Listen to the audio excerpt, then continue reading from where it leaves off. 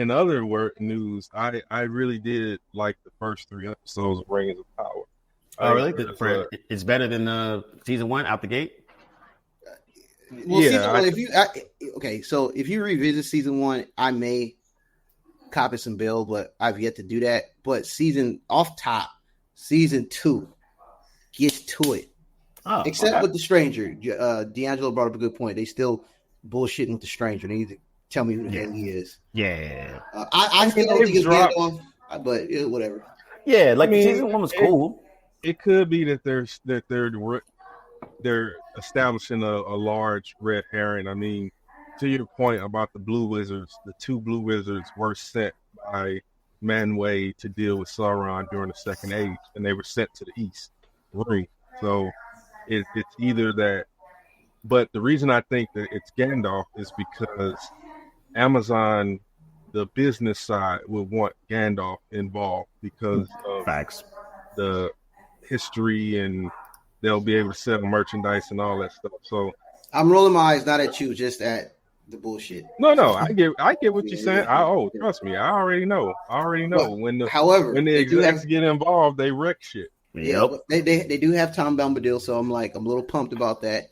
I don't even care what he does, just the fact that something of this Tolkien ecosystem has Tom Bombadil on the live screen, because I was robbed of that in Lord of the Rings. Yeah, I think Bombadil was going to be one of those things that, from what I saw in the trailer for this season on, it's either going to be people are going to hate it or they're going to just be indifferent about it, because I'm cool with that. From what they show, he seems to be training the stranger / Gandalf in magic, but again, that's a wild departure from Tolkien story. What's that? Sorry, I burped. Pardon. That's all good. Nah, I'm with it though, man. Because I said I've only seen Tom Bombadil on screen in a cartoon old version back in the day. Yep, the old school stuff. It's funny because in my memory wise, that's why for Rings of Power I kind of came in cold, because I know you guys are a little bit more versed, and so production value and everything else is fucking bananas. It just took too long to get to the meat and potatoes of what they wanted to accomplish. Yeah, they were kind of just feeling themselves on the production value. Now, being a fan, I was like, going back and rewatching season one, there's a lot of world building. I will give them that, and I know that was what they were doing, because in season two they immediately follow up on certain things. Like when I rewatched, and I was telling Josh this, I was like, the first lines of dialogue out of the Halbrand's character's mouth to Galadriel is he says something like, the tides of fate are moving in and out, which way is yours going? And then after that, the woman says to her husband about Galadriel that she looked dangerous, and then his next line of dialogue, Halbrand, is looks can be deceiving. So they were already, and then so in the opening of season 2, they show us what led Halbrand to that moment where he's on the raft and not waiting on, but ends up, as fate would have it, crossing paths with Galadriel. Yeah, I think it's gonna be good, man. So far, so They learned so good. And you think they learned from their mistakes of season one? To be determined. Yeah, it's too early to know. I think the problem with them is still going to be how they get through they've given us a solid beginning, right? In the 3 episodes, there's only 8. So the next is going to be the sort of middle part of the story. And so by episode 5, you expect an escalation of some sort that bump up the stakes. Episode 3 already, they're kind of moving. And the other thing is, all this shit happens over thousands of years, and that's why it's hard. It's so hard. But again, these mofos don't age, so no. But that's beyond the point. My point is that you can't. these events don't just happen this and then this and then this. It's like this happens, then 1,000 years passes, then this happened, and then 1,000 years passes. But you're right, they don't age, so that helps. But like, we saw in episode 3. You guys watch all 3, or you just? Or I caught half of the last episode. You can whatever. Yeah. It's fine. No, I was just gonna say. So they've already put us on track with Farazan becoming king of Numenor, and we know that Farazan the downfall. Yeah. Yeah, he's a king but they set that up in the first season. Yep. Even having Muriel look into the Palantir and see the changing of the world, but there's things that I wish they would do that I think would make the visual, like, I don't think the casual viewer knows that the world is flat, like that world that they live in is flat, and that at some point it's going to shift to being round. I think that understanding that geography, and I think they try to give it on the map, the way they use the map, which is cool. And maybe that's what's going to happen whenever Numenor is drowned. The map itself is going to shift to show that the world is now flat or whatever. But Sauron has to rise to power in the Middle East before that. I just realized you got the damn eye behind you. Middle Earth.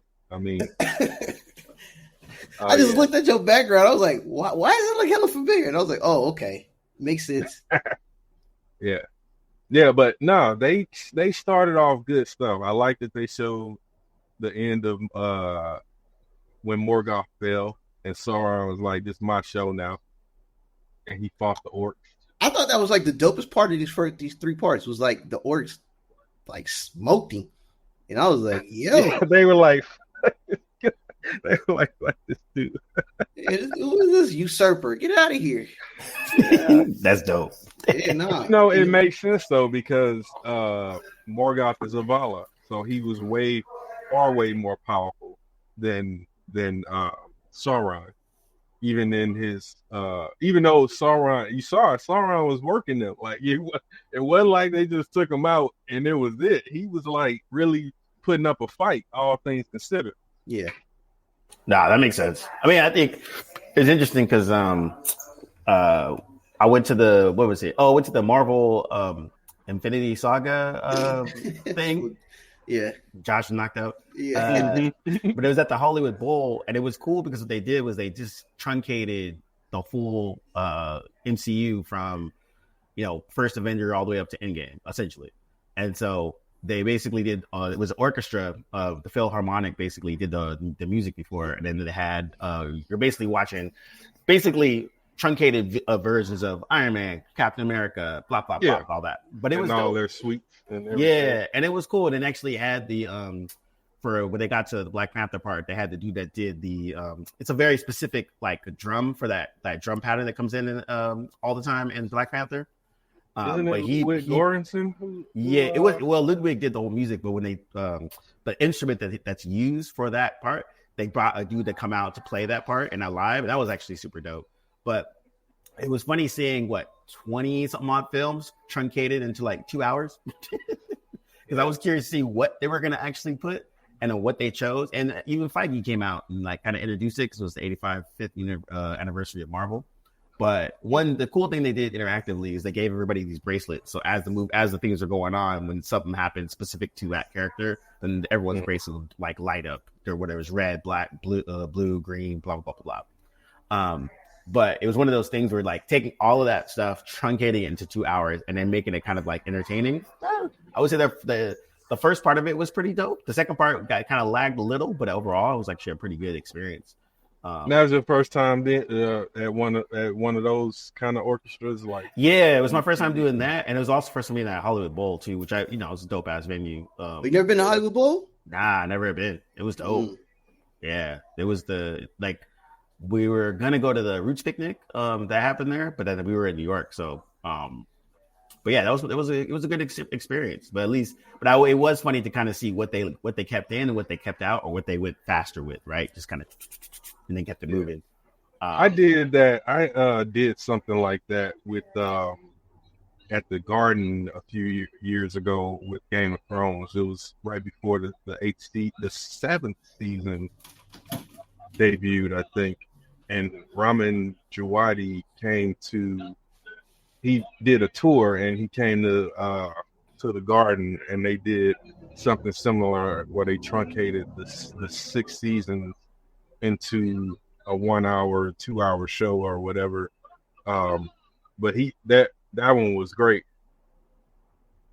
Yeah, it was cool. I mean, again, they had like a 30-person choir, and then the full Philharmonic was there, and like it was, and plus, like I said, I've never been to Hollywood Bowl, so that was cool. You can bring your own shit in and just kind of sit and enjoy and stuff like that. So, but yeah, it was a dope little situation. It was definitely fun. I'm definitely glad we went. Nice. Yo, Josh, what's going on, my man?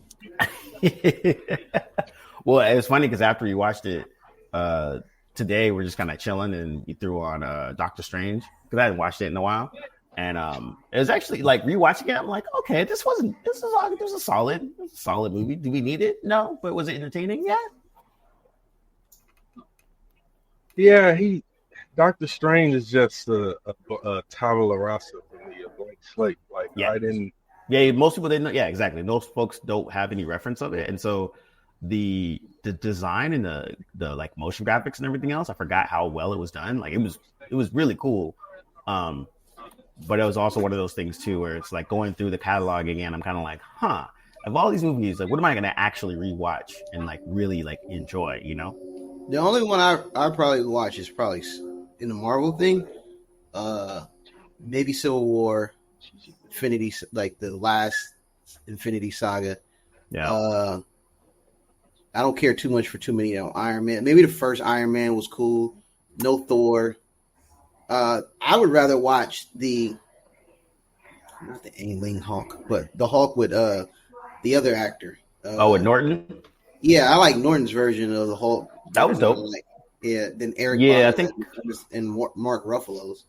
Yeah, I think I did. I would say out of all of the stuff I've seen multiple times, like Civil War for sure, Winter Soldier, Ragnarok for Thor.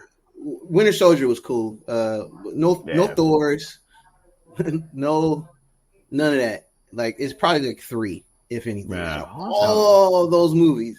And I'm one of the biggest Black Panther fans, and I cannot stand Black Panther now. Yeah, I mean, on rewatch, you see the flaws like more and more. I think that third act is just atrocious. At least it's interesting in the first 2, but yeah, it falls apart in the third. And it's funny because War of Wakanda is on Disney Plus now, and I was like, nah, I'm good. Which one is that? The second one? Yeah, the second one was called War of Wakanda? Yeah, World. I didn't know it was called that. Or Wakanda Forever, one of those. Yeah, Wakanda Forever. Yeah. Oh yeah, but that was the book they adapted. Was the War of Wakanda, right? Yeah.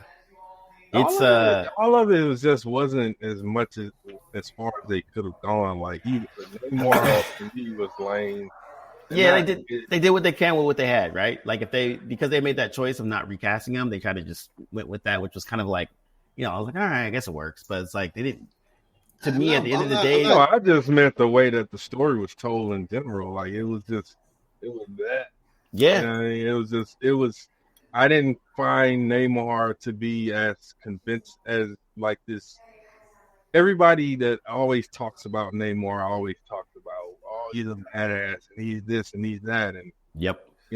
That Namor was just like, I don't know. He was like a cutout version of the character. Like he wasn't really all there to me. Like the pompousness, the arrogance, all that was stripped out. Like that's the reason why Namor is actually cool in the comics is because he's an asshole. Like that's the whole point. Like he's Mr. Steal Your Girl. Every time he sees Reed Richards, he's trying to steal his chick. Or when he's like chilling with the X-Men, same thing. So I think like it was like by pulling out that aspect of the character, it just made him go back to the tabula rasa, just a blank slate. And they're just like, let's lean in on the identity part of it. Some of the powers sword are kind of cool, but other than that, it's kind of like, Yeah, I mean, everything is just so poorly defined in the MCU, except for the tech and science aspect, but like that's one of the reasons why Doctor Strange doesn't work for me is because it's a poor version of the supernatural.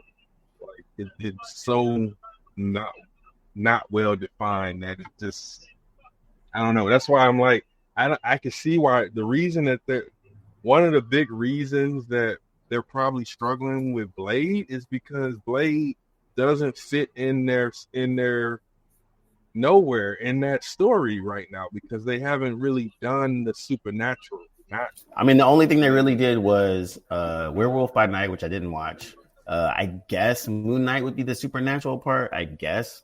But it's like, in my mind, I'm like, if you haven't done it, then now you get to define it, right? Like, why don't you just let Blade define what the supernatural stuff is and let that be the jumping off part for a Ghost Rider or freaking whatever. But instead, they're just in this like muck of just. well, Multiverse of Madness was where they tried to insert the supernatural, but the problem with that was for years they had said that Wanda's power was not supernaturally given. It was her power was came from what is it? The goddamn Mind Stone. So whack. Yeah, they just made her and just let her be a mutant, and she has like witch powers. Cool, move on. I wanted Doctor Strange. Is it just me, or are you guys seeing a delay in your video? Yep, seeing a delay. All right, well, it's fine. You can get it. I mean, each video is recorded separately, so when we see the delay, it's just because of the recording. But when the recording is, we're pretty much good. How's the sound? Oh no, I'm probably gonna turn off the camera then because sometimes it's a little distracting because you'll stop talking and then I'm talking, but I can still see like the delayed everything. Yeah, that makes sense. 18 minutes. But yeah, I think that's the bad thing. It's like in the comics right now, the actual supernatural aspect of Marvel is actually pretty solid with Doctor Strange, Brother Voodoo. They made this thing called Strange Academy, where it's basically a bunch of kids in the supernatural part of Marvel U, and it's actually kind of cool. They have like Dormammu's son and some other random characters they kind of made up, which I thought was dope. Like I'm always good, especially when it comes to Marvel stuff. Making up new characters and letting them do some new shit is always more preferable than taking old shit and rejigging them like they're doing right now with Miles. They just had the whole vampire thing that was fucking horrible. Don't even. I'll give it to Josh. Me and Josh can do something, but D'Angelo, you just get mad. Yo, hold on. Can you guys hear me? Yeah. I was hoping Doctor Strange would be in that Constantine range of. It should be. That's what it should be. Yep. And that's what I'm saying. When you look at DC and their supernatural shit, whenever that's involved, it's very well defined. Like you know what Trigon is. Like you know what Papa Midnight and the like that when they do magic, it's magic. It's not we're reaching into other dimensions and manipulating molecules, like trying to connect it to science.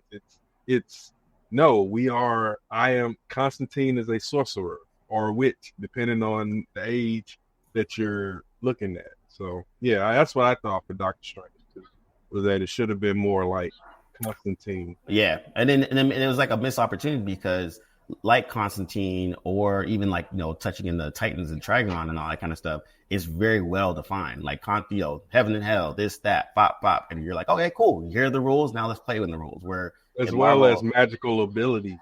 Like, that was one of the things that bothered me about the Doctor Strange movies is that Wong's skill set looks no different than Doctor Strange's skill set than any other acolyte skill set. Like what the fuck? Like if the Scarlet Witch, as powerful as she is, can roll up and just do that to the two, let's just be frank, Strange is basically co-sorcerer supreme in all but name, but the two most powerful magic users in the goddamn on the planet, two of them, then what's the point of their magic? I mean, like it doesn't make any sense. What do these spells do? Like it just didn't make a lot. It's not defined. Yeah, exactly. And it was just like the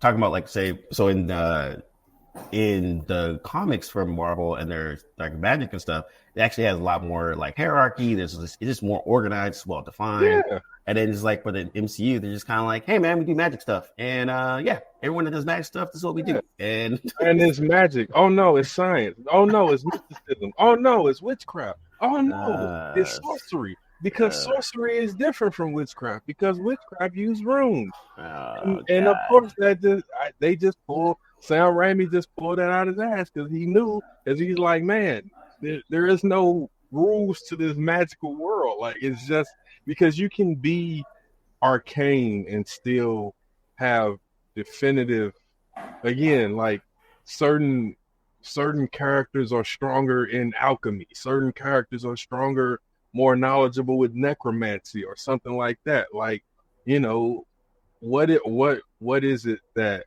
makes it supernatural? Like that, they have to remove the science element, and they tried to do that with the Multiverse of Madness, but I think people were confused. Like it just confused them. Yeah, they're trying to, like, you know, once again explain the multiverse again, as opposed to just being like, yo man, these are the rules, now let's follow them. And I think that's the part where because it's so muddled, it's just not great. And the vampire story in Marvel is like across all the books, blah blah blah blah. But I was like, at the end of it, the only thing that was really sticking power is now Miles is a vampire for some reason. He'll probably be a vampire for a year. That's just like, why is Miles Morales what do they? I don't even know what they're thinking at this point. As a lifelong Marvel reader, I was just like, I don't see what this does to the character to help him go from glop to pop. Like, just I don't get it. It made no sense. And it was kind of cool because at least Blade was like the center of this thing. But then it would be stupider because he was the villain, but he was like, you know, possessed by some ancient evil, blah blah blah blah blah. It's just like, what? Like, it just, there's a lot of these things where I'm like, what are you guys doing here?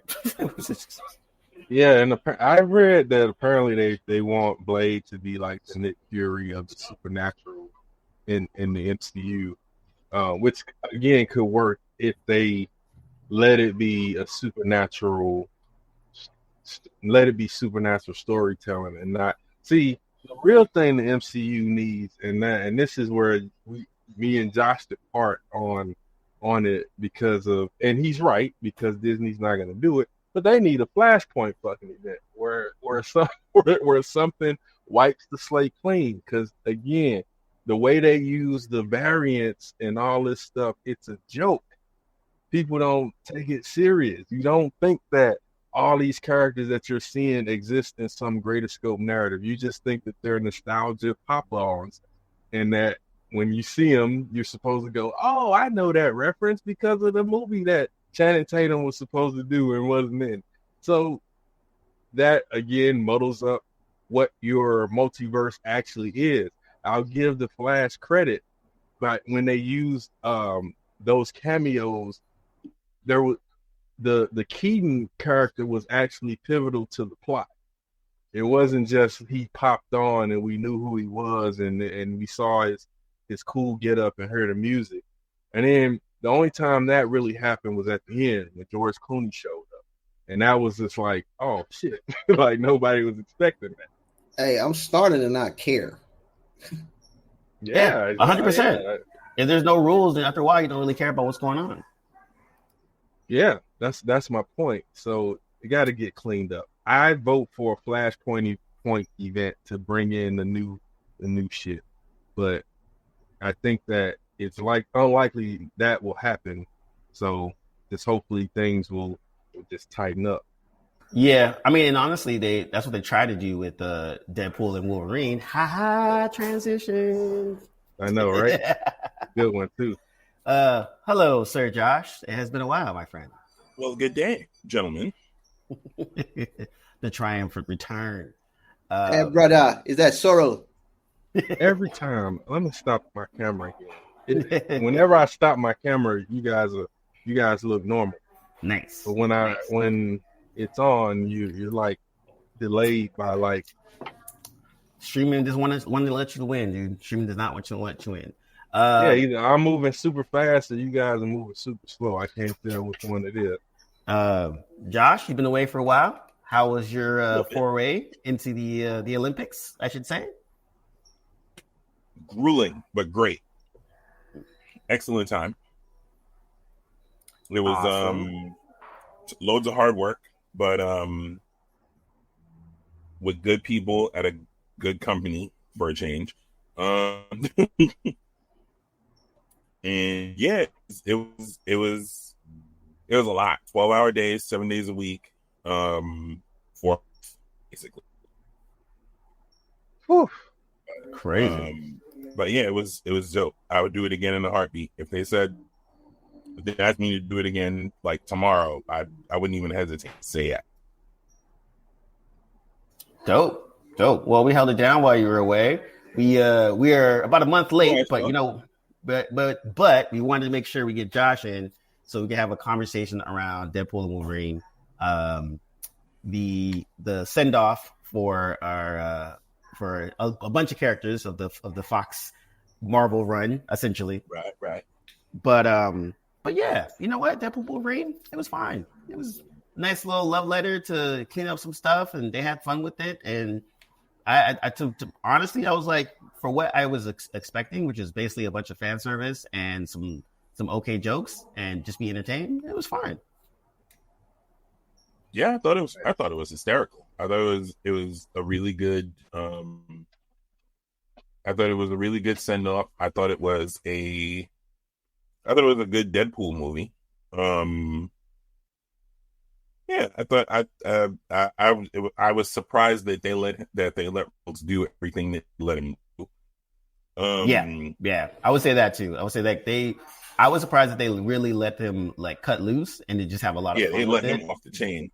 Yeah, and they had a lot of fun with it. I liked all the cameos in it. I actually didn't see. I think I only watched the very first trailer. After that, I didn't watch anything else, and I didn't really pay attention to spoilers or anything. So I actually got to watch it cold and just enjoy it for what it was. And then when cameos came in, I was like, "Oh shit, that's cool!" Like it made it fun. I was too busy that I was barely able to do social media or anything else, so I too hit it cold and it was a pleasant surprise.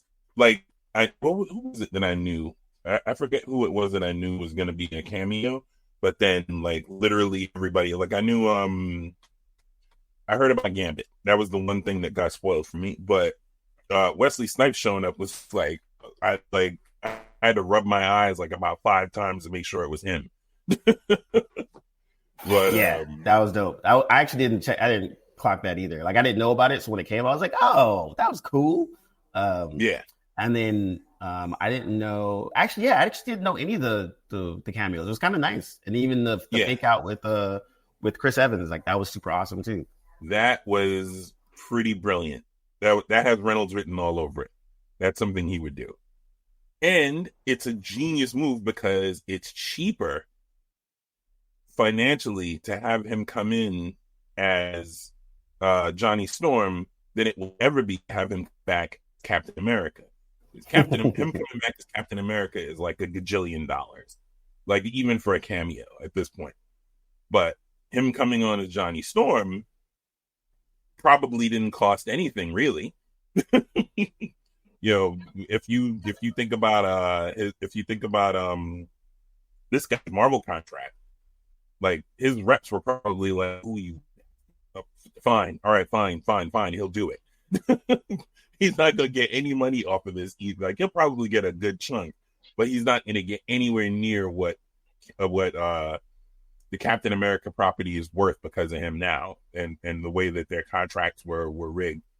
They literally, part of the reason why he can't do what he didn't want to do it anymore, but also he physically, financially, it's impossible to have him do it again. Same thing with Downey Jr. coming in as Iron Man, which I didn't find out until a week ago. I was just playing catch up on everything, listening to you guys on the pod and everything. But you mean being cast as Dr. Doom, right? Yeah.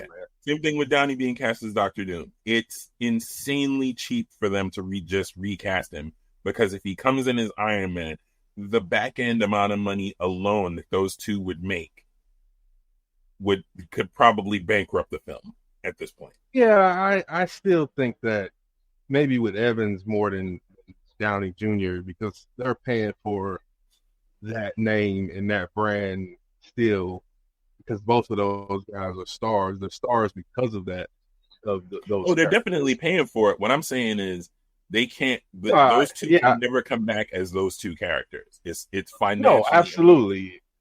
Well, I don't. Well, again, I don't know if that's all that true, because I think they would negotiate it and work it out if they had to. But I think in the grand scheme of things, we don't want to see them come back after that, after the close of their those calls. Yeah, yeah, yeah.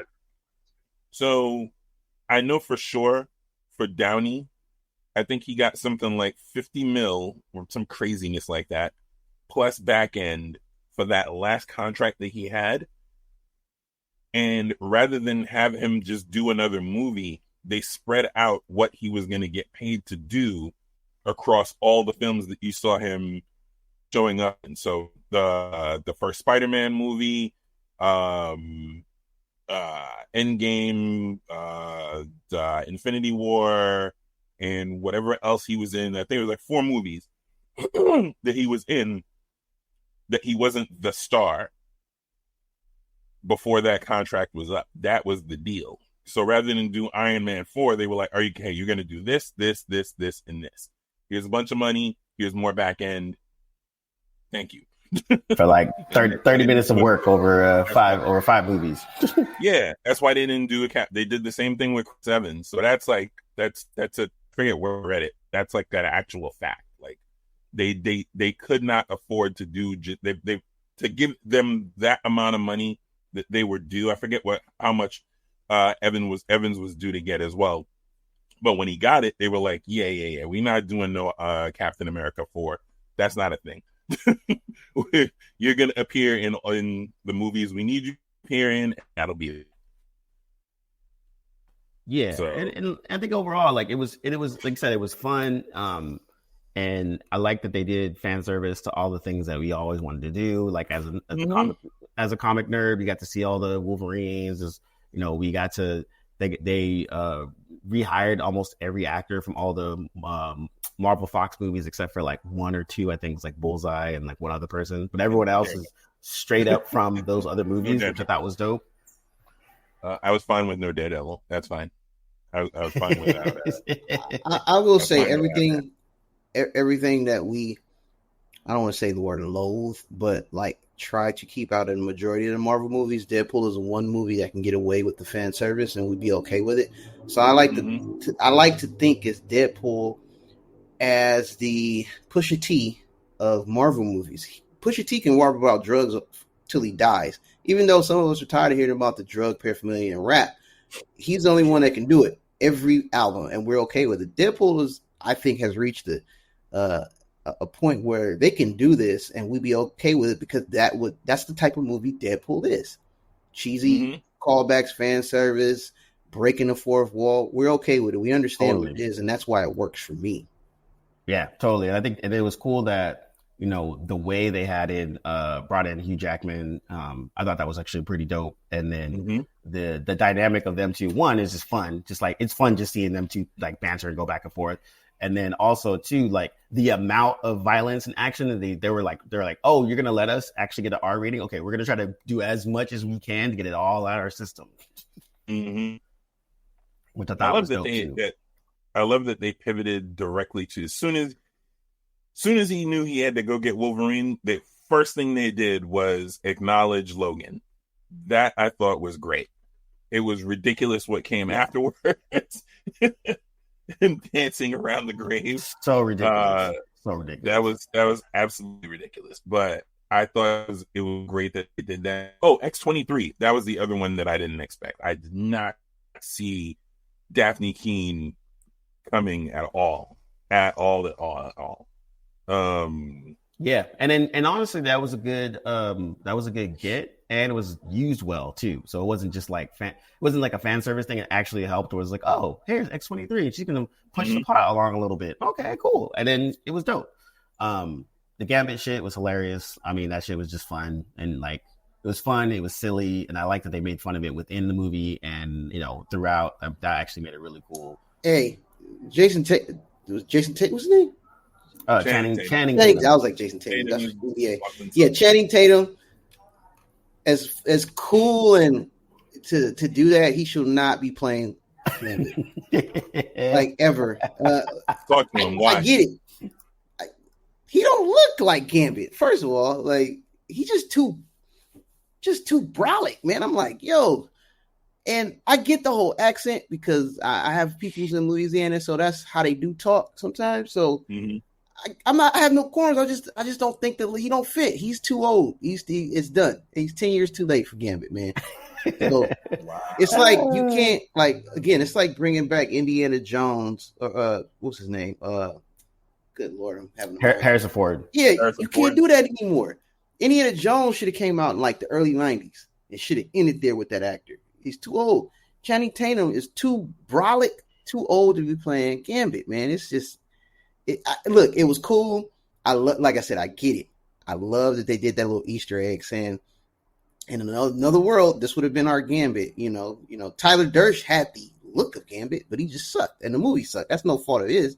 The writing was terrible. So, but again, Ryan Reynolds, perfect Deadpool. Man, awesome, best casting ever. Channing Tatum, yeah, man, that boat is long sailed. You know what I'm saying? So it was cool to see it, but I was just looking at it. I was like, yo, this Gambit looked like he been eating too much carbs, man. Like head swollen. But I will say this though: the capoeira moves for Gambit look cool. I thought the fighting for him was cool. I was like, yo, this is kind of cool. Oh, dude, I nearly leaped out of my chair when it first opened up that sequence, and he basically just spreads the deck across his chest before he. That's dope. Oh, that was beautiful. That was excellent. That was on par with me seeing how they did Cyclops in X-Men 97. I was like, yes, this is what I'm talking about. This is how Gambit should be fighting, right? It's like, to me, that was like on par when we saw Cyclops and how much of a badass he really is outside of those Fox movies. So now I give credit to Gambit fighting style and his look, but I was like, yo, this dude Channing Tatum ain't it, man. And everybody was ragging on that accent. Taylor Kitsch still the guy. Taylor Kitsch did the eye job for a shitty movie. He looks like Gambit. That's all I'm saying. You got to get the look right, man. Like Channing Tatum just looks like a linebacker in spandex. So that was my only gripe with Gambit. It's a first world problem. It's not a big deal. It's not world breaking. It's not going to change anything. That Gambit movie with him is never going to come out, obviously.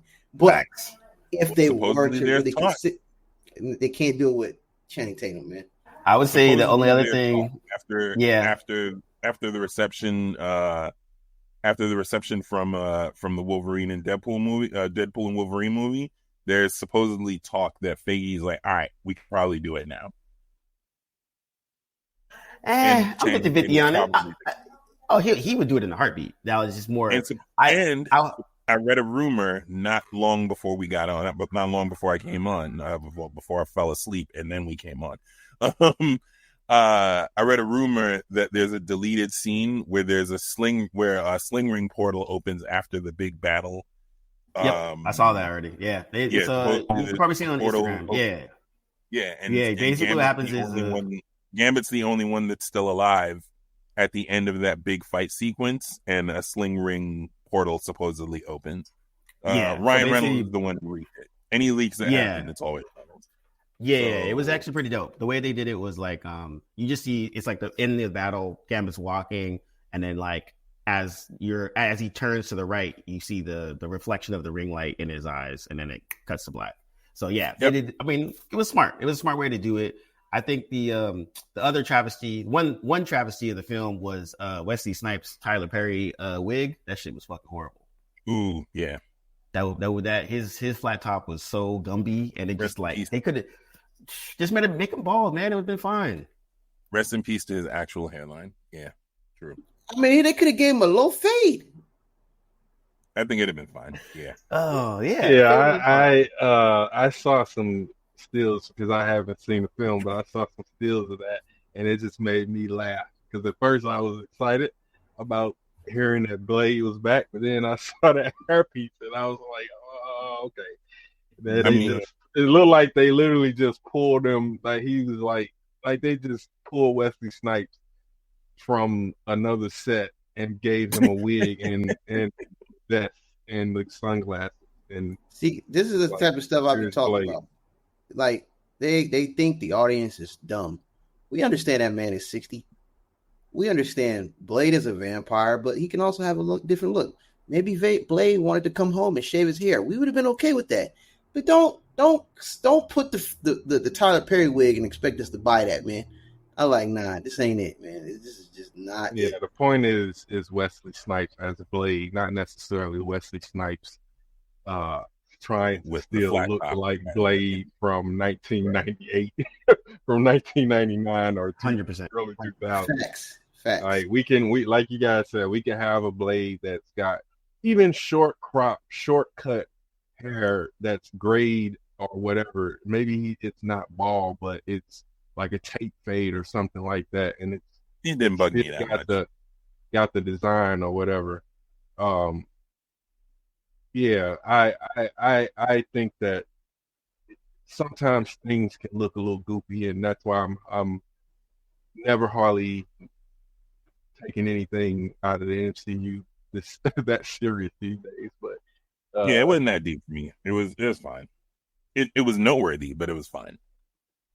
Yeah, I mean, I get that. I'm just saying it looks stupid. Like it wasn't like a big deal. It won't be a big deal when I see the film, but when I saw the still, it did look silly.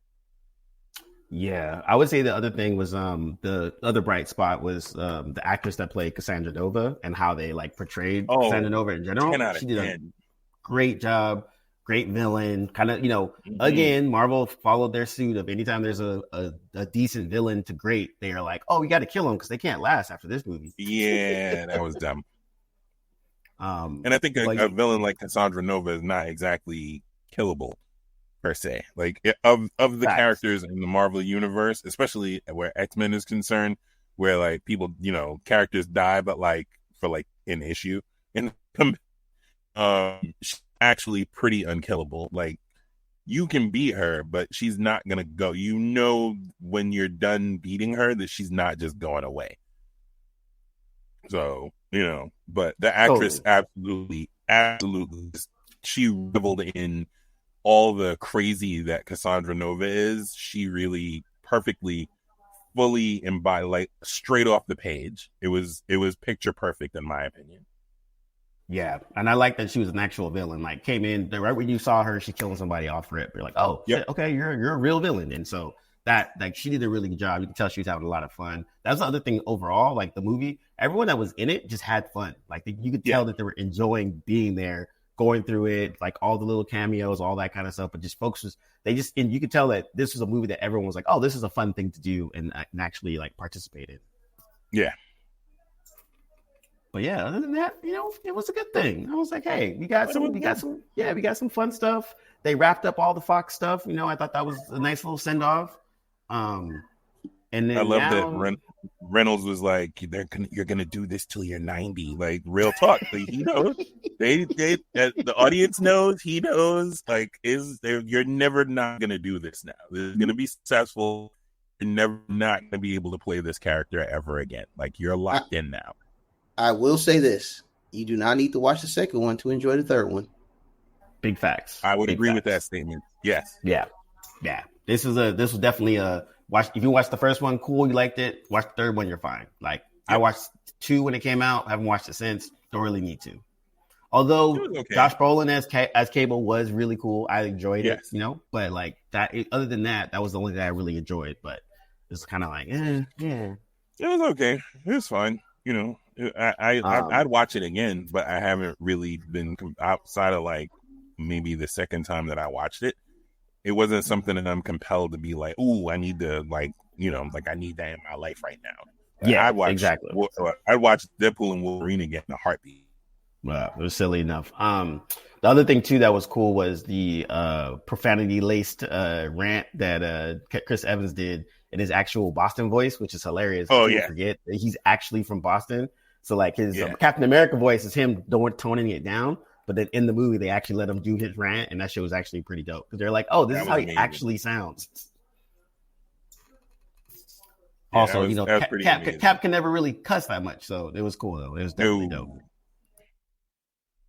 Yeah, But now I don't even know what we have. Like kind of like what Cam said. Cam's like, I don't care anymore. I don't even know what's next. Is it Fantastic Four? What I don't care about whatever about the Fantastic Four. You're right. I don't know what's next either, and I'm usually pretty on top of that. Same. I'm also just catching up. Let's talk about this. I'm also just re-entering the world. So yeah, let's talk about that new Batman that's out on Amazon. Oh yeah, I watched the first episode. First two episodes. I watched every episode. I think D, you watched every episode, and it is good. I like it. It's nostalgic.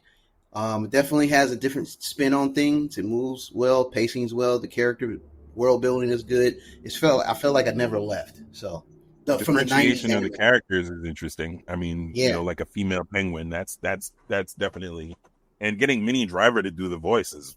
That I did not see. Yeah, I did not know that.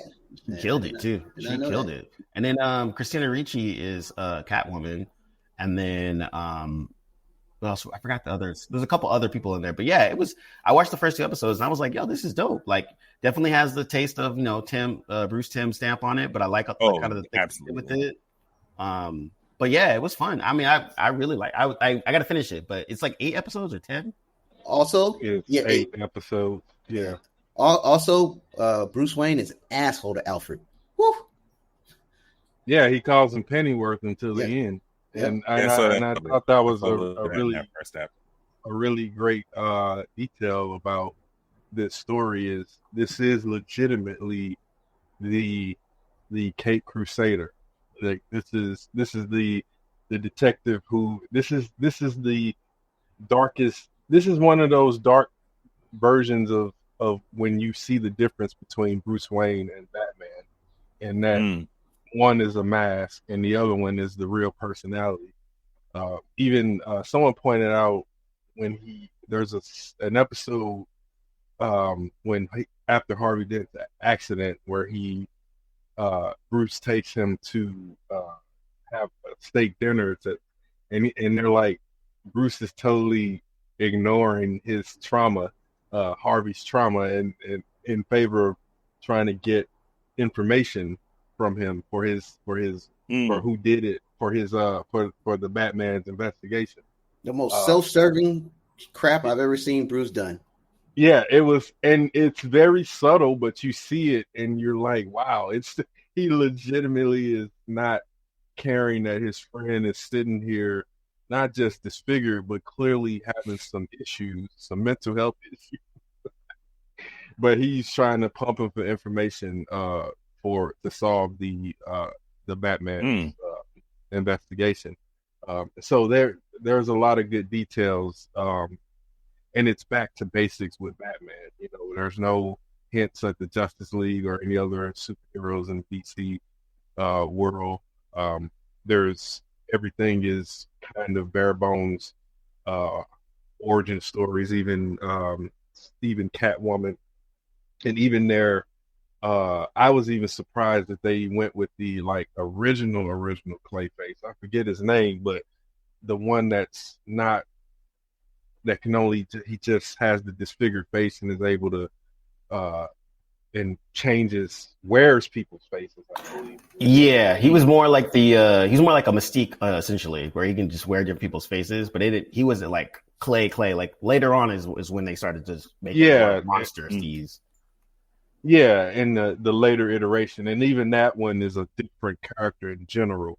He just has the Clayface moniker. But yeah, really good, solid animation and storytelling. And Commissioner Gordon is a brother, so I'm mad at that. Yeah. Well, I believe Matt Reeves is an EP on. Yeah. It's Matt Reeves, Bruce Timms, and I think they even gave Nolan an EP credit on there too. I think so. Yeah. So it's like the best of the Batman content creators putting together this thing. I've seen some criticism about it, either being too close to the 90s show I mean, or if Bruce Timm is in, what do you think you're gonna get?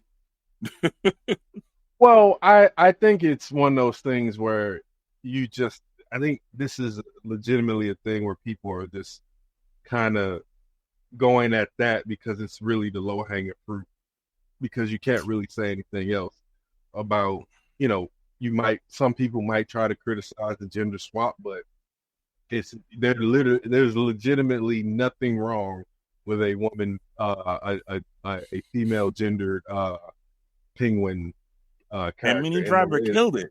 I she thought she did a did an great job. excellent job. Yeah, she did a really good job, and there's a great subtlety in that character being able to hide in plain sight because she's a woman, Mm-hmm. and more so than the male version could. Yeah, So, it actually it reminded me of in I think what it was. Oh, it was Enola Holmes, which is the sister of Sherlock Holmes, whatever. But Moriarty is a black woman, and so she's hiding in plain sight the whole time. And that's when it's revealed that who the character is. She kind of just says that she's like, well, who's gonna suspect the colored woman next to the rich white guy? And then it was like, and I was like, that's a great flip of using that, like. Changing the gender flip was good, but then the way they explained it and how they did it, it made perfect sense. And then for Penguin, same thing. Added a new layer to that aspect of the villainy. Same thing with Penguin. This fandom thing, man. It's really out of hand. I mean, I think it's ruining decision making with shows like with franchises like Star Wars. I mean, they're already sort of off balance and not really sure of what they should do next and how they should do it, but it's affecting their execution, I think.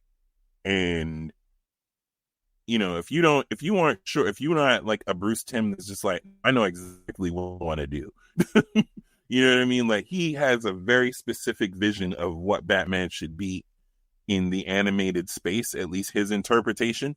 And so, beefing about the fact that that's, that the Cape Crusader harkens back too much to the 90s. Like, the 90s was a good clip. The 90s Batman was a good iteration, like a really good, it lasted for 10 years. No animated series lasts that long. You're lucky if you get 3.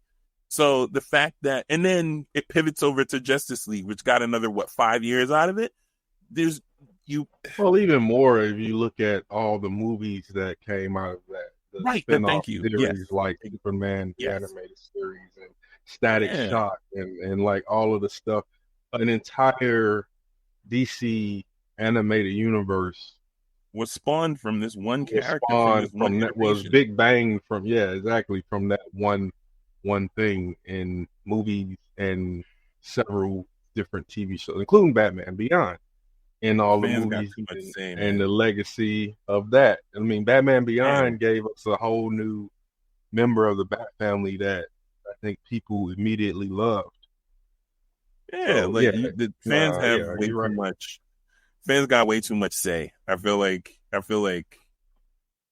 the internet has metastasized into this really weird, cancerous sort of thing where it's like, the fans have so much say that you can impact the course and direction that a franchise is gonna or supposed to take. And I think someone who's uninitiated like Kathleen Kennedy doesn't know what to do with it, frankly. Like, it seems like they're just hunting and pecking, like, okay, maybe we should go this way. Ooh, the fans didn't like that. Let's go another way. I really think if you had a creative who, like a George Lucas, who just does not care what you think. He's making his art. He does not care whether you like it or not. He just needs to get it out of his system and onto the celluloid. He needs to do it. He has a vision. He knows exactly what he's going to do. Sink or swim, this is what it's going to be. And I think the Kathleen Kennedy is not cut from that cloth. Add on the layer of oversight from Disney, and you have a situation where they're trying to find direction instead of just picking a direction and confidently going. And if you don't like it, That's unfortunate for you. You know, the boat left, and you're on, and you can either be on board or you cannot. The people who ain't on board, it's not for you, and that's just what it is.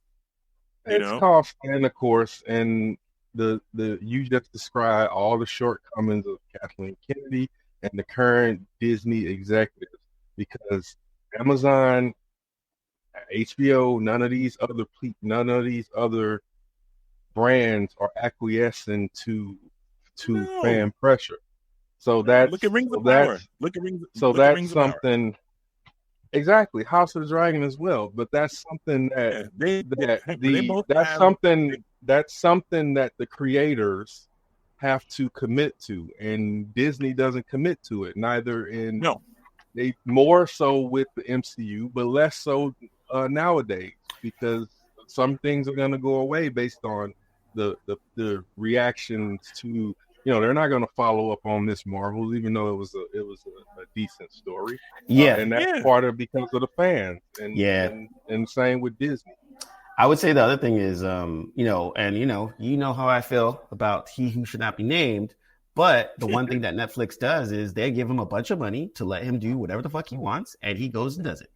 And is it good? In my opinion, no. But at least they give him the realm and the space to kind of do it, and he doubled down on it, and he keeps it moving. And to Josh's point, you don't really get to see that as much anymore, because instead people got to go back. Like we're talking about the Acolyte that just got canceled last week, and we were saying the same thing where like, you know, the showrunner had to sit there and explain episodes like, oh, well, what you guys don't understand was this was going on. And they're like, well, if this is your thing, be behind it. Be behind it 100%. And be behind it and just do it. Yeah, look. At the end of the day, I think, you know, like Rings of Power being a prime example, there are people who do not genuinely have major complaints about Rings of Power, how it is, the liberties that the producers are taking with some of the storytelling and pivoting away from certain things in the books, adding characters, that whole thing. And they're like, right, so you don't have to watch. They've plowed ahead with just the sheer amount of money that they've poured into this thing alone says, sink or swim, we're going with what we decided that we're going to do. And you're in, cool. And if you're not, also cool. Don't watch it. It's fine. It's just not for you. And I think Star Wars is suffering. Like, they're the only large-scale franchise that I can think of that hasn't just picked the direction and decided, screw the fans, this is what we're going to do. Like, they're really trying to cater to the fans for reasons I can't fathom. If you take anything from George Lucas is famously in interviews like, yo, it's not for you. It's not for the fans. I did it because I'm making art. And so, you know, if you think about it in terms of like an artist making a painting, a famous artist, you know what I'm saying? Like I decided. Hold on, George Lucas said that. Yeah, he was like, "Yo, this is my art. This is my thing. This is my story." You know, he didn't like it. He didn't fully liken it to like. He didn't fully liken it to a piece of art, but he was like, "Yo, it's mine." I decided I wanted to make this story. Okay. I put out the story, and that's just what it is. Like, if you don't like it, that's cool. But okay, because to say that it's art, I'm gonna say bullshit. Oh, that's a strong yeah. But I get what you're saying in that last part. That's what you're right. I get that, and he's totally right in that. That's how it should be. Writers and artists and people should be allowed the room to put something out and let it right. The larger point that don't home in on the specifics. That's a whole other discussion. But the larger point that he's making is like, yo, listen, I wrote a story, I made a story, I cast the story, I filmed the story, done. If you don't like it, there's 8 million other things you can watch. Really, seriously, I don't need you. And I mean, that's a callous way to put it, but at the end of the day, the people who don't like it, you don't need them.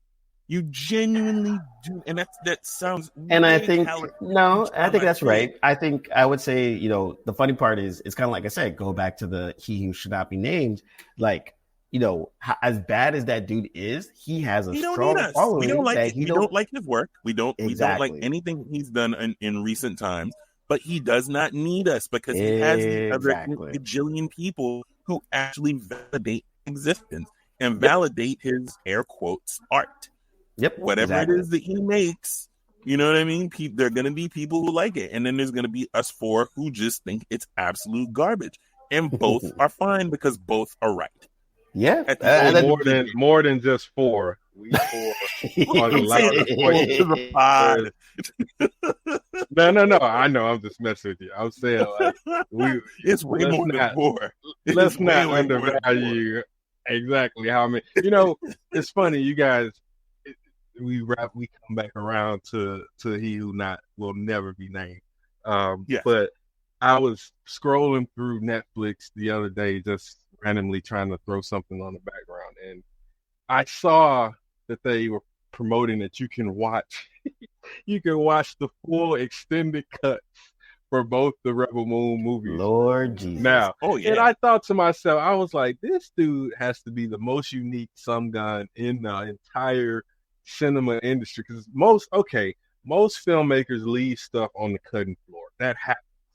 But That's just rarely, what it is, exactly, rarely, only a few cases in history have this film been gutted that much to where that stuff could make a whole nother film or make sense out of a story. If it took that much, that just means that was a shit show to begin with.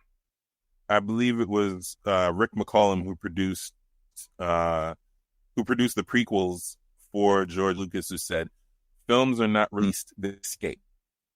They're never done. Hey. There's always more cutting, or there's always more filming that you want to do.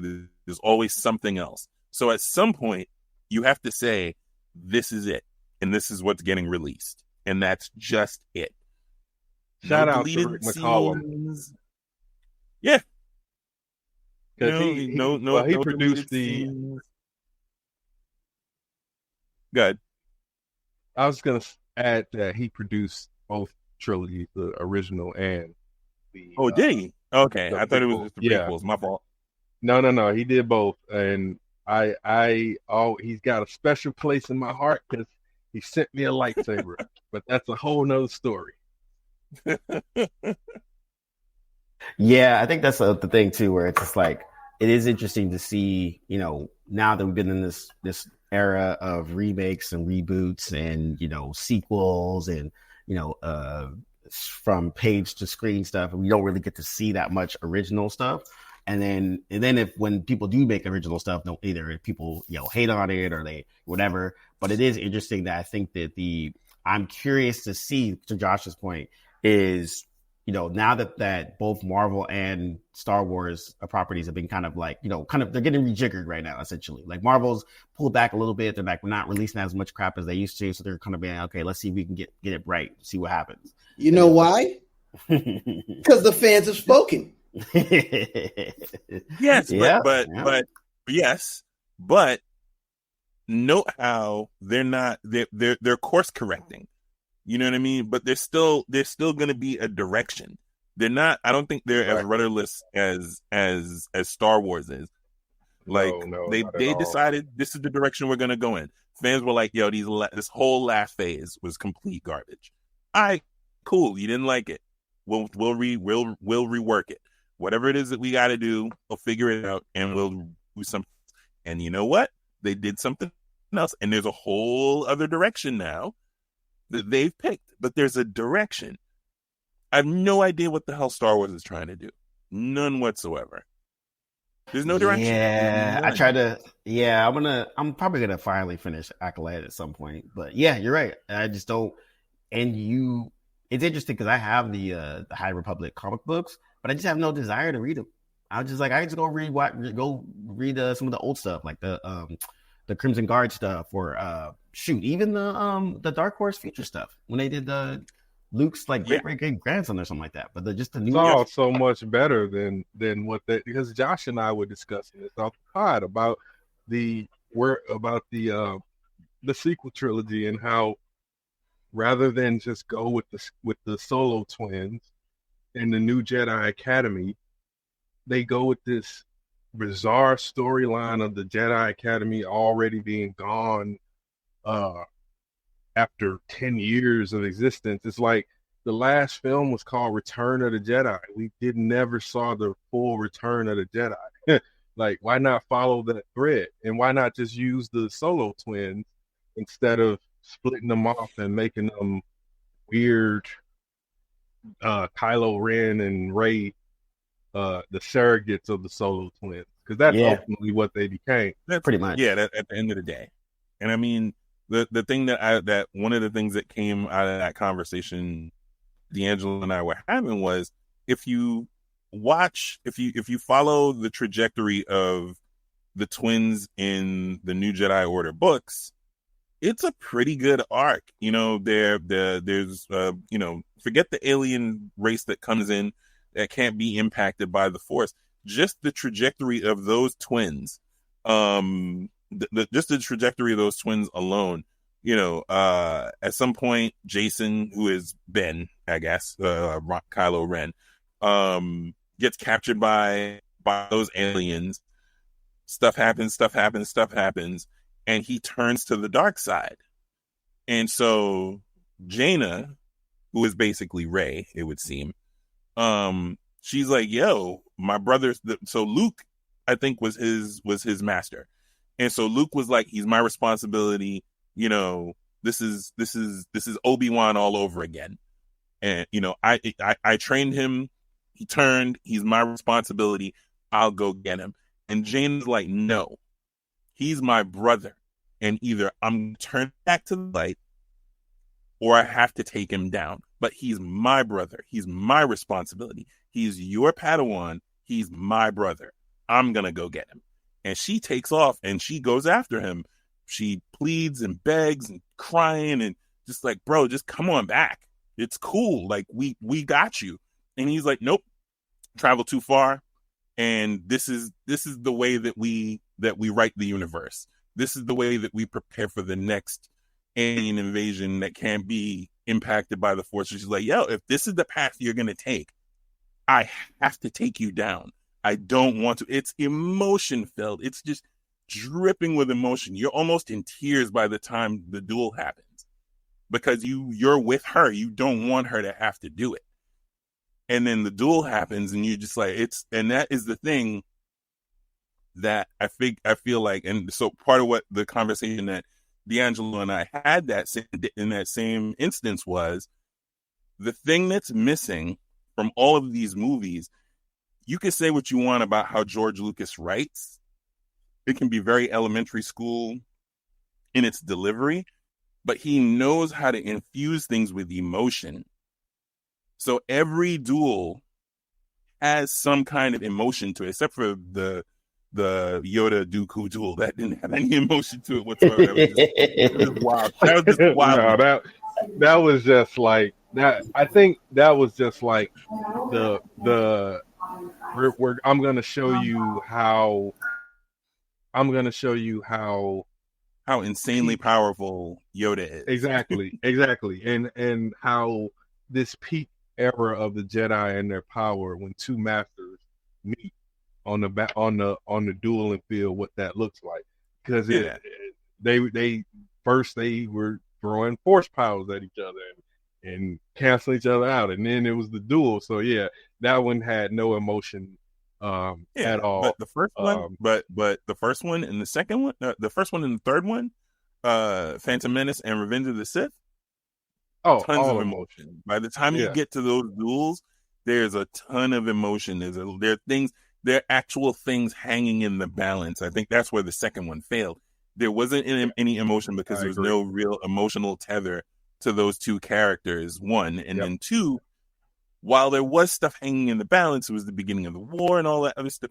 It doesn't resonate the same way because you don't have a history with those two characters. Like if you knew that Dooku was Yoda's old Padawan, and there was history there somehow sewn into the fabric of that story. By the time you get to the end of that, by the time you get to the duel, you would have had something. You would have had some, as opposed to, oh, this is just really sick watching Yoda flip all over the screen, even though he's walking with a cane. That, which was insane, don't get me wrong, but it doesn't have the emotional legs that the other two movies have when you get to the point where there's a duel. There's a reason for the duel. And what's funny similarly is that Padawan, that Padawan detail, sorry to cut you off, but that Padawan detail for Yoda would have been important because Yoda, you can't, when someone says Yoda is considered everybody's master, right? Because he's the Grand Master. The Grand Master of the Order. Right. Right. So everybody sort of looks to him for that masterly role. So when you say, I think making it would have been beneficial to make it clear that no, Dooku was an actual chosen Padawan that Yoda took under his wing personally and trained, because I think that would make a huge difference, and it would have made Dooku look different in the eyes of the audience, knowing that he was trained by Yoda, and now he's being trained by Sidious. Yeah, that's a big leap. Okay. So here's the thing about the Star Wars universe. When you go back in hindsight, things make more sense. For me personally, I always say Rogue One, was a better movie for character development, especially Cassian Andor. After I saw Andor, even though Rogue One stood off by itself, I had issues with Cassian Andor, but I also knew there was script writing difficulties, and I thought the show Andor fixed that. The thing about Dooku, which gave me more context, and this is from somebody who's a Star Wars fan, but kind of on the outside looking in, is that when I watched The Tales of the Jedi, it gave a lot more context about Count Dooku and his turn and how he got there. And I always think that with the animation makes the Star Wars universe for me tolerable, because I can go back and try to be objective to some of the choices they made within the movies, albeit I may not agree with the whole of it, but it does give me some context to some of the characters and the direction that these people that were put in charge have made in the movies. But the animation and some of the shows that's coming out post to these movies have been covering their asses, and it's giving them a lot of absolutely. So 100%. And I would say that's Filoni's whole job these days. His whole job is basically ass covering and plugging holes. Yeah, and mythology cleanup. 100%. And I think the other thing too is, if you watch I was watching Clone Wars, I went back and rewatched it, and that was because they had the last final season. And then once you finish Clone Wars, then go watch Revenge of the Sith. It makes the movie better because now you have context of why Dooku is the way he is. This person. So when Anakin shows up and chops Dooku's head off in the first 5 minutes of the movie, you're like, this makes sense because he's been fighting Dooku for the last 2 years. And they've had multiple duels even after that last one that we've seen, and they both slipped each other's grasp. And it's more than just a throwaway line from Dooku saying, "Oh, you've grown more powerful." You see him get more powerful. You see him come closer and closer. Like first couple of duels, Dooku handles him and Obi-Wan like it's nothing. By the time you get towards the end of the series, he's like struggling. He's like, I'm gonna have to make a villain get away now. He struggles with both of them. Yeah. He really is struggling with them by the time you get to the end of the series. So Filoni does an excellent job of making a progression up to the point where you get to that duel in Revenge of the Sith, and Anakin's like bodying this dude by himself without help from Obi-Wan. Yeah. And the show also builds that relationship between Palpatine and Anakin more in showing the subtle manipulations that he did and put Anakin through, as well as the overarching way that the Jedi was beginning to look in the eyes of Anakin. Um, One of the details that I think I was reading a post, I can't remember where it was, they brought up was the fact that Dooku never really went full dark side except one time in the Clone Wars. And now I believe that was when he and Sidious, either when they were fighting Mother Talzin or when they were trying to perform a spell on Yoda. But they pointed out like his eyes and whenever a character goes full Sith, there's usually a physical transformation.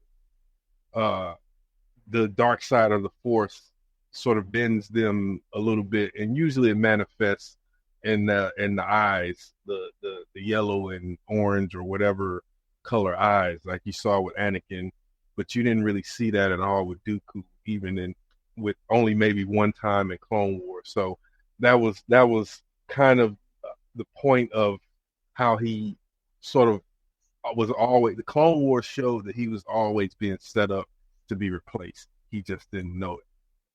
I'll dial you back even further. There's another indicator of Anakin's turn in the Genndy Tartakovsky Clone Wars series, where basically his turn is foretold, and I forget what it is that he does with the giant bear people with the messed up arms. Am I the only person that remembers this? I totally forgot about that. The what? The who? Say it again. So there's a Genndy Tartakovsky miniseries that basically parks you right in front of Revenge of the Sith. Literally, so the opening scene with it's like a few minutes. They were like a few minutes, right? Yeah, literally, like, so the end of I know what you're talking about. I know what you're talking about. Yeah, I know what you're talking about. The end of the Genndy Tartakovsky series literally is you're seeing the invasion of Coruscant happen above the planet, and so the very next opening scene in Revenge of the Sith is Anakin and Obi-Wan flying to that craziness. Yeah, so they parked that scene ended with because that's when they show when Grievous when fleeing Windu with caves in this dude's chest. and Windu caves in his chest, which is why he. But they ignore that though in the Clone Wars continuity though. Yeah, he caves in General Grievous's chest, and that's why he's coughing in Revenge of the Sith. There's a couple things that happen in that one episode that sort of telltale in the very first scenes of Revenge of the Sith. Again, direction, continuity. They decided, the Genndy Tartakovsky said, this is the direction I'm going to go in. And he did it. And nobody, I don't know anyone who has complaints about that miniseries. It was just pure genius. But, Oh, no, everybody loved that. I remember I used to think, like, I was thinking at the time, why are these just a few minutes long? Like, I wish they were, like, entire episodes, like full blast. Yeah, full-length half-hour episodes. Yeah, they're just like a couple minutes of goodness. Yeah, that Mace Windu episode where he just goes ham on the droid army is just a thing of absolute beauty and genius. So this is why I have an issue the way he went out, because two things. After seeing that scene, and then the fact that it's Samuel L. Jackson playing, and I think in his contract clause he can't go out not like no biatch. So to me, I'm like, man, he kind of went out like kind of weak. I understand why they had to take him out, but I was like, man, he should have went out a little bit more epic, because if you watch the Clone Wars and see what Mace was capable of, he's literally a one-man army. Yes, sir. That's true, but he was facing the Dark Lord of the Sith. Like, let's not trivialize who. I'm just saying the way he went out was a little sus. That's all I'm saying. I'm not saying he shouldn't have lost. I'm just saying. Consider had his arm chopped off. Well, two things. One, had his arm chopped off, and then, Palpatine pretty much just revealed he was just playing possum because he was waiting for Anakin. He was trying to go to Anakin I'll into the accept turn. that. So that's one. Possum, I'll accept that. So that's he one. couldn't make the first 2, move. Palpatine couldn't because Anakin wouldn't have. If he killed Mace, Anakin would have killed him or tried to. Absolutely, 100%. Could Anakin at that point kill Palpatine? He could have gave him. He could have gave him more trouble than he would have gave him the would. business because he's the chosen one. Okay. Yeah, because Palpatine sensed how powerful he was, which is why he always kept him close and started working on him subtly over those years. So the knowledge factor and where Palpatine was, he probably would have ultimately put him down, but he would have gave Palpatine the business. And I think that's the reason why it wasn't worth him taking that risk. It was better to get him to turn on his own. Okay. Fair. So, and the second point, you don't really get to see how nice Palpatine is with a saber because they reworked. Like literally, it looks so stilted in that scene where he duels, where he takes down all those Jedi Knights, and then it's just him and Windu. Because supposedly George Lucas on the day on the set, right before they shot it, changed the choreography. So all the studying, so all the fluidity that Sam Jackson and Ian, what the hell is the actor's name? Ian McDermott. Ian McDermott. Ian McDermott. Yeah. Ian McDermott had all the fluidity that they had was taken away because they had 15 minutes to learn an entire new sequence. So you don't really get and the original sequence is available. You can look it up. It's because they got the stunt people rehearsing the stunt doubles. The stunt doubles rehearsing that whole set, and it is can I offer a counterpoint to this as a devil's advocate? Of course, Sidious is just that dude. He's that damn good to people. Oh no, that was I'm just point. saying, because. Were we robbed of a battle after seeing the behind the scenes battle that was supposed to take place? Yes. However, you could also just look at it and like those Jedi was not up to snuff to face Sidious, and he's just quick with it. Mace was only. It's just when you watch Dragon Ball. 100%. You're a young Goku looking at your pops and Frieza fighting. Fast. And you're like, man, I can barely keep up until you get on that level. He's like, that's a good analogy. Because Goku legit is asking him, he's like, what do you see? He's like, I think I could take him. He's like, I know you can take him. Oh. when Goku and you're right. And I was gonna say to the point about Sidious, and that's why I believe George Lucas changed the scene. Because when you look at it now, he gets up and he does what you would expect the Dark Lord of the Sith, who at that point is all the Sith that came before him, would be able to do. Only reason Windu is, and that also spoke to how skilled Windu and powerful Windu is. Facts. That he's able to hold his own against Sidious. And the thing about Sidious is Sidious doesn't actually like to use the lightsaber. He actually only does it to mock Jedi because in his mind it's a limit. It's them putting limits on their power, on their true power. Can I interrupt you right there? This point right here. So this is the one thing that I liked about Acolyte. The fact that the Sith was able to beat the Jedi is because they fought within the rules. And now when you say Sidious mocked the Jedi, it's because the Jedi were fighting in a style that was boxed in. So this is the one kudos that I'm giving to the Acolyte about why the Sith was able to defeat so many Jedi on a level unlike they've ever seen. It's because the Sith they don't play by the rules. You know what I'm saying? And when you say Sidious was so good, he didn't even like to use the saber, but he could if he wanted to, and he got wicked, is that he didn't follow the rules that the Jedi followed, and he could break the rules, he could be unorthodox, and he could be skilled with it. He was real surgical with it. So kudos to the Acolyte. When you just brought this point up, I just thought about it, and I was like, oh, that's actually an interesting fact about the Sith when it comes to the fighting style and the culture and the confines of being a Jedi master, opposed to breaking the rules and understanding the rules and using it to your advantage. And this is also goes into another theory why we always wanted to see peak Luke, peak Vader, but shit, let me see a peak Sidious. Let's tell a story about that. I mean, yeah, it is the Skywalker saga, but I would love to see how wicked this man got when he was in his younger days. You know what I'm saying? When he was there is a story that you can go to. The only story that features him when he first becomes Darth Plagueis' apprentice, which is why it was so weird that Acolyte was connecting Plagueis to that story. But anyway, that's a whole nother thing. Read the novel Darth Plagueis, and you'll get Sidious at that point, because what a lot of people don't know is that Plagueis is still alive up into even when Maul dies. He's still alive. The whole way through the Phantom Menace, Plagueis had intentions to break the rule of two.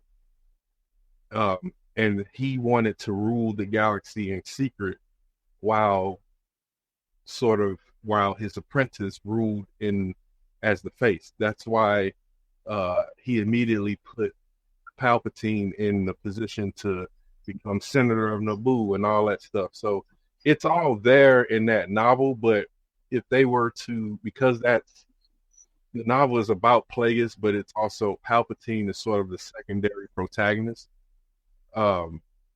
He's ascended in the book, basically. So like the book ends with him murdering Plagueis, but it's a weird scene, and it makes you question whether or not he actually killed Plagueis, or Plagueis intended for that to happen. For him to, because he fires a volley of like deadly force lightning at Plagueis.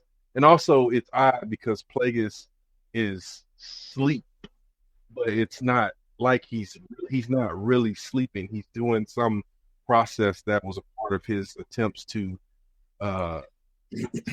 become immortal, and Palpatine approaches him, and it's unclear. It almost hinted as if he knew that Palpatine was approaching. So all that to say that, because that's why initially I thought Snoke was going to be revealed to be Plagueis, because that would have been fun. Yeah, because Plagueis, whether or not he was actually killed or he actually died, is a big mystery left at the end of that novel.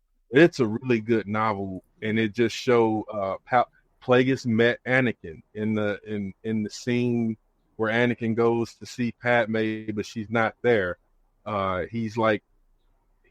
Palpatine told him about Anakin, and he's like, "Oh, I got to see this child who's supposed to be or whatever and strong with the midichlorians and all that stuff." He sends Palpatine to get an apprentice, to get the Zabra, to get Maul. Like all of the stuff we see in the first film, Plagueis is behind it. You know what it sounds like? Go ahead. To amplify a point that you made a minute ago, Cam, as far as how do you pronounce his name again, D'Angelo? Chimere? Chimere. Chimere. Oh, it's Chimere? Sorry. Go ahead. It's Chimere. Yeah, it's Chimere. Yeah. Chimere. Okay, sorry. You were talking about how they kept how he basically, his fighting style kept, like, what is it, like 8 Jedi off balance. If you legit watch how he fights, he doesn't, it's like you watch enough duels and you see the completion of certain what's the word I'm looking for? Certain moves. Like there's a pattern to each style that they have. And he's basically going halfway with this is way nerdier than I expected to get with this. But he goes halfway with each sequence. he doesn't complete any one. So he's like halfway through that's true. through a sequence and then flips over to another style. Yep. And that so when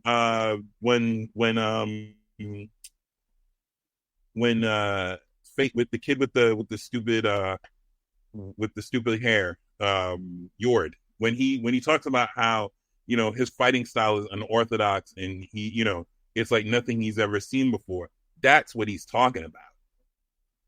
This dude does not complete not one movement before he goes into another. Or he switches up to another. I noticed that too. Yeah.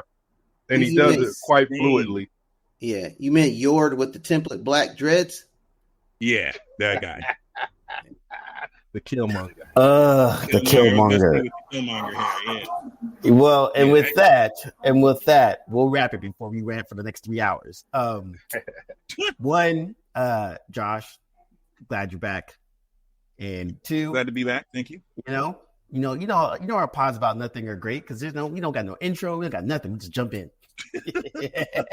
Yeah, it's perfect. It's like it's great world building. We just drop you right in the middle. Freestyle. Exactly. But yeah, everybody, thanks for listening. We'll be back. We'll talk to you guys soon. And Blerdlines be out. Peace. Peace.